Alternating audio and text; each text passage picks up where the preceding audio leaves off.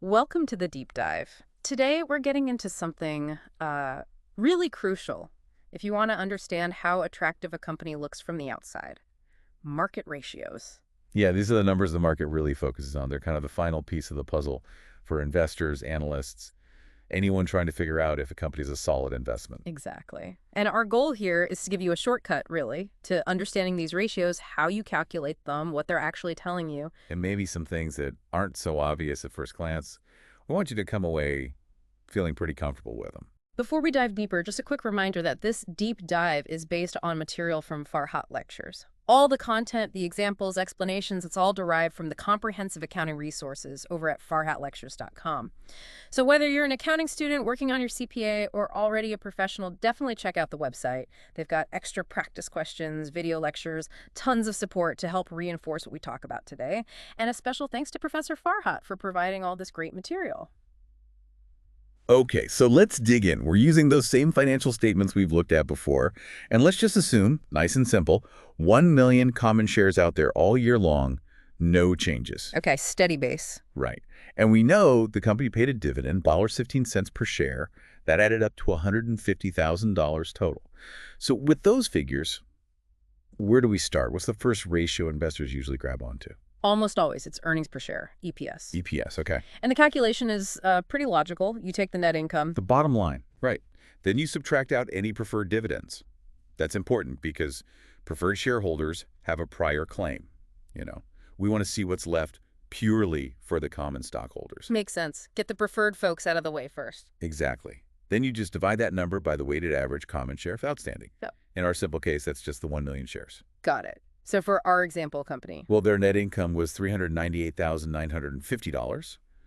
No preferred dividends mentioned, so we don't subtract anything. Divide that by 1 million shares. Comes out to about 40 cents. Yep, approximately $0.40 per share.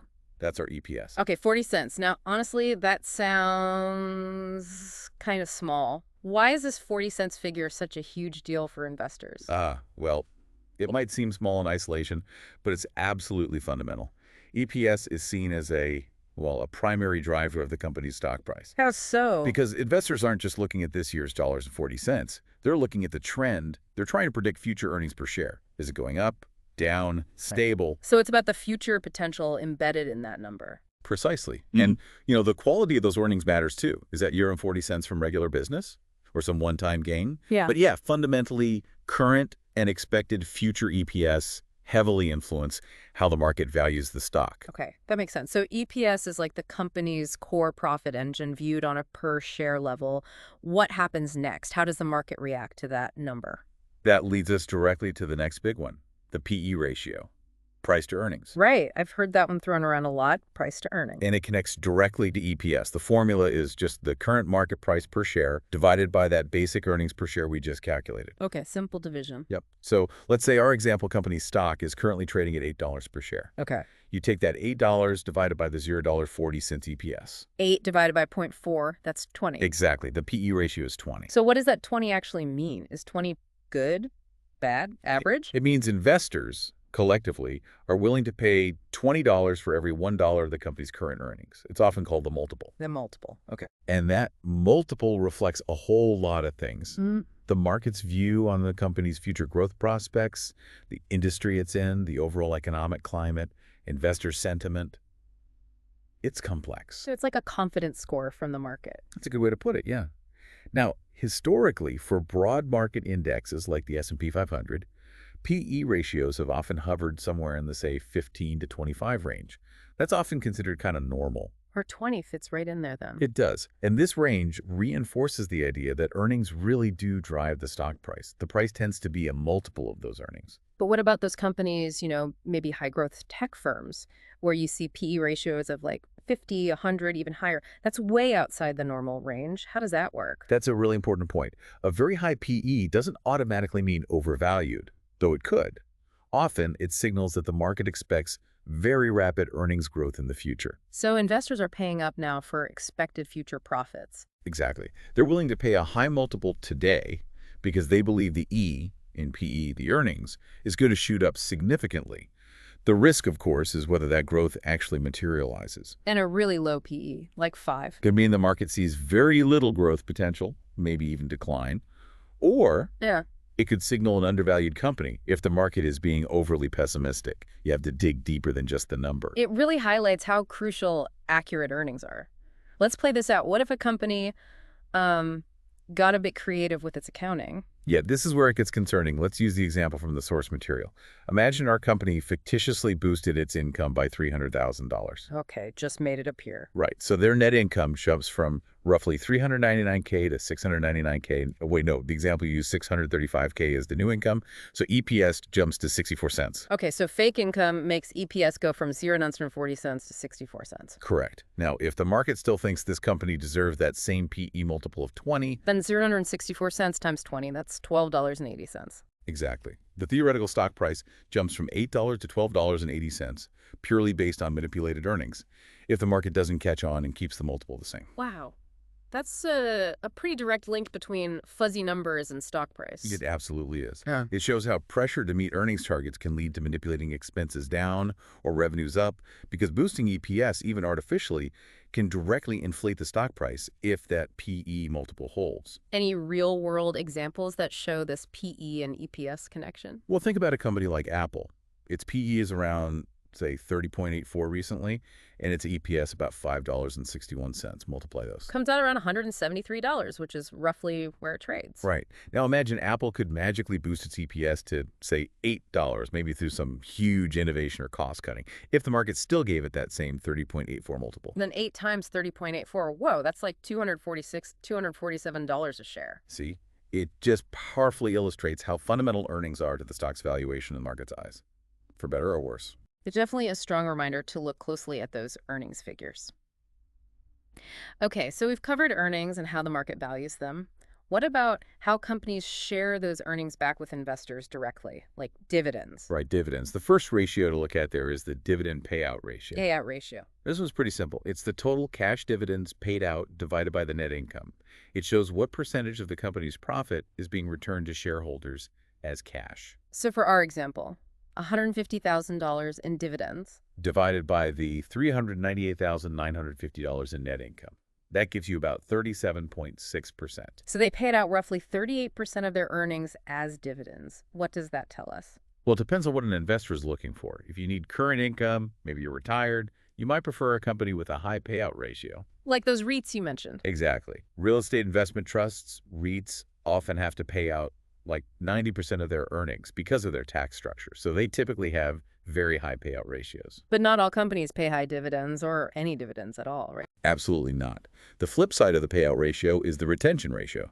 It's just 100% minus the payout ratio. So in our case, 100 minus 37.6, that's 62.4%. Right. That means our company kept or retained about 62% of its earnings. And what do companies usually do with retained earnings? Reinvest it back into the business for growth. Precisely.